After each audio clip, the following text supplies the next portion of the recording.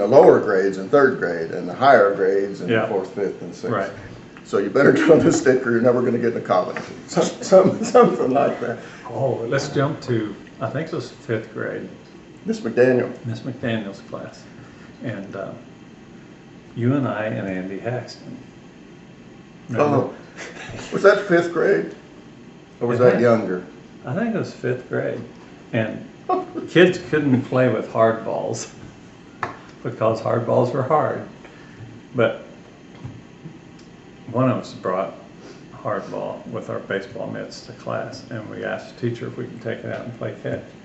And she said, well, you guys, basically she thought we were mature enough and good enough with the hardball that it'd be fine.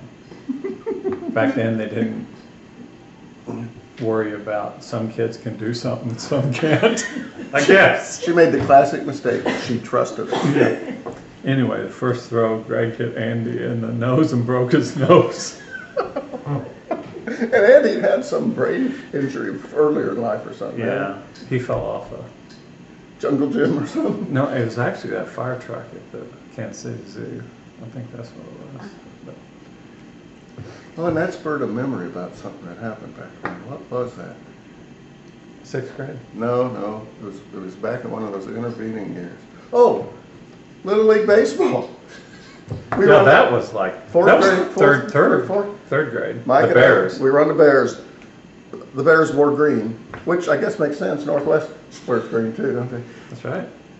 Mike and I often found ourselves both playing right field at the same time. We were so good. And they never played us.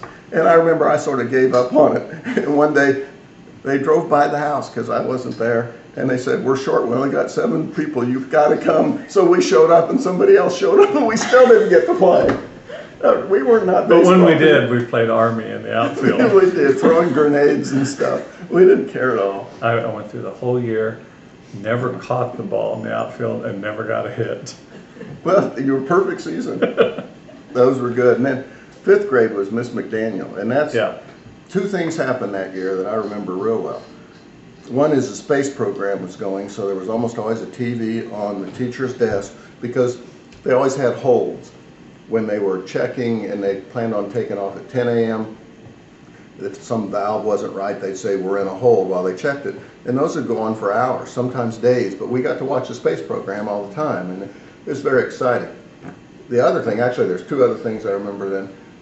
One was we went into the halls to practice protecting ourselves in the event of nuclear attack. Yeah. It was duck and shield yourself in the hall while Put the your head between your knees and the radiation would not. Yeah, that was how we're supposed to survive, because I think that's when the Cuban Missile Crisis happened. And I remember our parents talking about, are we going to go to nuclear war? And, Should we build a bomb shelter? Really serious stuff. And then the other thing was, sort of a sad thing, Miss McDaniel was a very nice teacher, but she had a student, Ronnie Clark, who had some difficulties, and he would not keep his desk clean. So she pushed his desk to the back of the room and sort of built a wall around it. Out of cardboard. And titled it Pigpen's Place, and left Ronnie back there, and I felt bad. I can remember one time she'd pick you and you'd pick people to be on your team, and I picked Ronnie first because I just felt bad for Ronnie. I remember that. So anybody that thinks I have no liberal bones in my body, in the 5th grade I did for a brief period of time. Just very brief period of time. And that meant something. We both did. We both went kind of an extra mile to talk and play with him back then. And it must have meant something to him because he lived up by the Blue Ridge Mall and he used to walk to our house just because we wouldn't slug him and stuff. Well, remember, nobody wanted to give him a ride to when the class went to the circus. So the teacher had asked whether we'd take him with us. My mom was going to drive, and so he went with Mo and I and one other person. And Ronnie spent all his money before it started on popcorn and food, and then one of the others. I mean, Ronnie was a nice guy. Nowadays we'd understand immediately he had problems. In those days, they weren't very sympathetic, and I often feel bad about that when I think about Ronnie. He's dead now. Is he? At least I remember trying to treat him well, so I don't have any guilt about him. There's some other kids that we made fun of with nicknames that I still feel bad about, but hey, you can't do everything right then. So did we miss anything? What about your summers? Is that when you did your course? Oh gosh, Yeah, I probably started that. fifth and sixth grade, we became knowledgeable of athletics being important because we had older brothers, Rory and Doug, and those times Dave Turner. Roy initially, we had people come up in the backyard and they'd all come up from the lakes and we could play 9-on-9 in our side yard with wiffle ball. I was permanent catcher, and in football I was a permanent center. Whatever they didn't want to be, his little brother got to do. And then Doug began to organize us down by the Eilers. There was that field we took over, and we made our own full track and field stadium. We had a track, we had a pole vault, broad jump, and high jump. Long jump. We had a dial, you know, that's what you hang your clothes on, the hanger. From one of my parents' closets, there was an extra one we used for a pole vaulting pole. And then from a bolt of carpet, they used to use bamboo, and so that we could go higher. And Dave Turner, who did that later, became a pole vaulter. Yeah, and then pole vaulted at Baker University. And we just, and you know, kids. I'm not saying, you know, it was always rough for us and not for them, but in those days when we were growing up, the high jump pits and pole vaulting pits were sawdust. It was supposedly soft to land in sawdust, no matter how high you went. So when we made ours, we just piled up dirt, so it'd be a little higher, and we'd high jump and pole vault and land on our backs and heads and necks in the dirt. And Doug would organize. Doug, Mike's older brother. Imagine that, Doug, organizing. He was a great organizer. And we'd have teams, and we'd run 440s. Our 440s were probably about 130 yards, but it was a lap. And we had full track meets during the days and just did crazy stuff down there. Yeah. And that was right next to the famous place known as the Hideout. The Hideout. A clump of trees, power lines ran through above. That I'm amazed nobody ever got killed because we were always climbing through those trees. We had tree houses all through the tree line there. And in the pit area around the trees was a dirt area that was the hideout area where we'd build fires. Our parents didn't care about a fire. He's 6. Give him some matches and kerosene, who cares? And we'd have fires. We'd stay all night there with fires going. Yeah. And have our sleeping bags around the fire. And if I wasn't traumatized enough by wearing the football uniform in the first grade, I'm down with the guys like 5th grade, something macho. We're staying all night. We're staying out here. We got our campfire and stuff. About 10 o'clock, car pulls out, way out at the distance.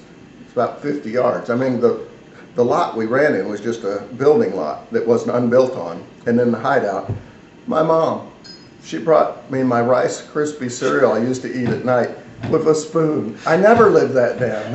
Doug still brings that up in Canada. We're 60 years old going up there. Remember the time Greg's mom brought him cereal at night to check on him? Yeah, we had a lot of fun times in the hideout. In fact, back then you wanted to keep girls out of the hideout because that was our place. We actually spent all day at the entrance digging a hole about 4 feet deep and filling it up with the hose with water until it was just mucky mud. And then we put like light weeds and branches over it so it just looked like the ground. And like we thought the girls would really step on that and fall in it, because we probably got that from a Tarzan movie. Tarzan has a son or something. But they did. The girls fell in the hole. 2 of them one time did. Joe Beth. Did you rescue them? No, if we could have imported big tarantulas, we would have done that too. Yeah. And then in the winter, down there in the Eilers, the thing about Doug was he wanted to do as professional as you could. You couldn't have a snowball fight. We got boxes, we filled them with snow. We built forts that Eskimos would have been proud of. I mean, it had like 2 or 3 stages people could stand out and had enormous snowball fights and things down there. It seemed like a snowboard back in the day, back in the 60s. Yeah. We were great at copying things. Like, we loved, it used to be, kids now would never imagine the idea there were only 3 channels. And you only got 1 football game a week. And here, before we had the Chiefs, we always got the Chicago Bears. And so they were our team. And in Chicago, they always seemed to be playing in the snow. So we decided the height of football was, let's play Chicago Bears. So when there'd be a snowstorm, we'd get everybody to go out and play live tackle footballs, usually without equipment, in the snow. And this one year, the house right next to Turner's, we didn't even know those people, but their backyard was flat. We all went out there, and there were like 16 people out there playing full tackle football in the snowy mud in their backyard. Just tearing it up.